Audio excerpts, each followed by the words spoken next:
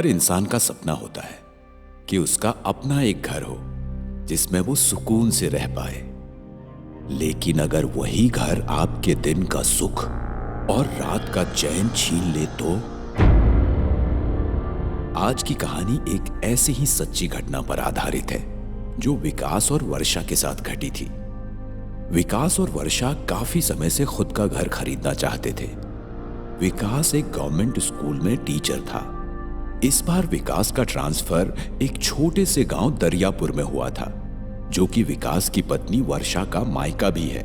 तो विकास ने सोचा क्यों ना दरियापुर में ही एक घर खरीद लिया जाए, और विकास ने दरियापुर में एक घर खरीद लिया। वर्षा और अपने 12 साल के बेटे अक्षय के साथ नए घर में शिफ्ट हो गए। घर के पीछे साइड की खिड़की खोलते ही जो नजारा दिखाई पड़ता था वो एक कब्रिस्तान का था, और घर से लगकर ही कब्रिस्तान की दीवार भी थी, जिसे देखकर किसी का भी दिल दहल जाता। पर विकास ने इस बात को नजरअंदाज कर दिया और अपने परिवार के साथ वहां रहने लगा। लेकिन एक दिन आधी रात में विकास को ऐसा लगा जैसे कोई उसके कानों के पास आकर उसे पुकार रहा है। विकास। विकास ने उठकर चारों तरफ नजर दौड़ाई, लेकिन वहां कोई नहीं था, और फिर विकास गहरी नींद में सो गया। अगले दिन विकास रोज की तरह अपने काम पर चला गया और उसका बेटा अक्षय स्कूल चला गया, और इधर वर्षा भी किचन के कामों में लग गई। वर्षा किचन में काम कर ही रही थी कि उसे एक आवाज सुनाई दी। ये आवाज ड्राइंग रूम से आ रही थी, जहां टीवी रखा था। वर्षा ड्राइंग रूम की ओर बढ़ी और जाते जाते सोच रही थी कि विकास के जाने के बाद तो उसने टीवी बंद कर दिया था, तो टीवी ऑन कैसे हुआ। ये सब सोचते हुए वर्षा ने टीवी बंद करने के लिए स्विच बोर्ड के बटन की तरफ हाथ बढ़ाया तो उसके कानों में एक आवाज आई।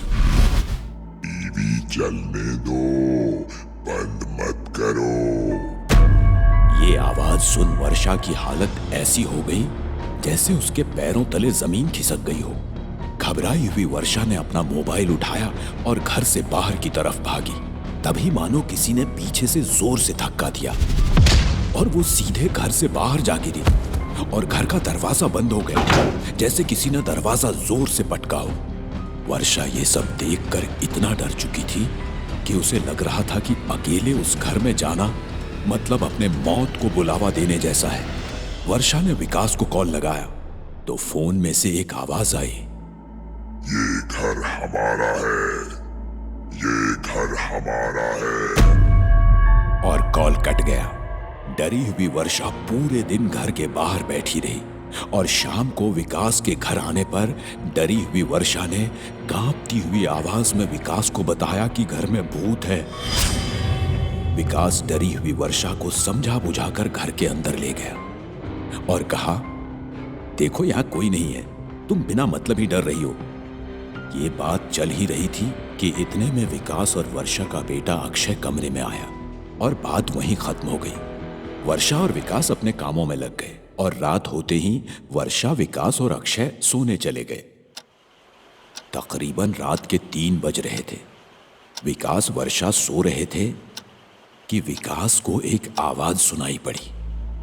ये घर हमारा है, ये घर हमारा है, तुम्हें यहाँ नहीं आना चाहिए था। अचानक विकास नींद से उठा तो पूरे कमरे में चलते हुए पंखे की आवाज के अलावा कोई दूसरी आवाज नहीं थी। विकास ने इसे अपना वहम समझकर वापस सोने की कोशिश की तो किसी ने विकास के पैर पकड़कर उसे जोर से बिस्तर से जमीन पर पटका। विकास की चीख सुन के वर्षा की नींद खुल गई, लेकिन आसपास किसी के ना दिखने पर वर्षा ने बिस्तर से उतरकर लाइट ऑन किया तो देखा विकास जमीन पर पड़ा है, और साथ ही एक साए की परछाई दीवार पर साफ दिखाई दे रही थी। वर्षा कुछ कर पाती उससे पहले ही उस साए ने विकास का पैर पकड़ा और जमीन पर घसीटता हुआ बाहर की ओर ले जाने लगा। वर्षा चीखती चिल्लाती विकास को बचाने के लिए उसकी ओर दौड़ रही थी, और तभी उस साए के साथ उसे एक बच्चे की भी परछाई नजर आई। जिसने विकास के पैर पकड़े, उसे उठाया और जोर से दीवार पर पटक दिया और कुछ ही पलों में एक सन्नाटा छा गया। उसके बाद घायल विकास लंगड़ाते हुए तेजी से वर्षा के पास आया तो दोनों की नजर घर के दीवारों पर पड़ी और फिर कुछ पलों का सन्नाटा छा गया। दीवार पर खून के लाल छींटे नजर आ रहे थे। ये देख वर्षा और विकास की चीख निकल गई और डरे हुए विकास और वर्षा दौड़ते भागते अपने बेटे अक्षय के कमरे में पहुंचे तो देखा अक्षय हवा में लटका हुआ था। इससे पहले कि वो अपने बेटे की ओर बढ़ते, देखते ही देखते वो पूरा घर जिसमें विकास और वर्षा रह रहे थे वो कब्रिस्तान में तब्दील हो गया और अक्षय जोर से जमीन पर आ गिरा।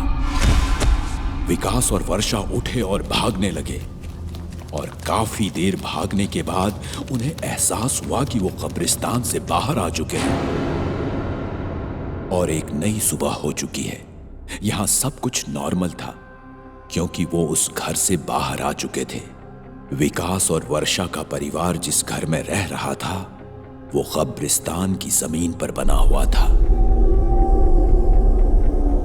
इसलिए आज भी उस घर में उन आत्माओं का साया है जिनकी वहां कब्रें थी। लेकिन विकास उस भयानक दृश्य को आज भी नहीं भूल पाया और दिमागी तौर पर बीमार हो गया है।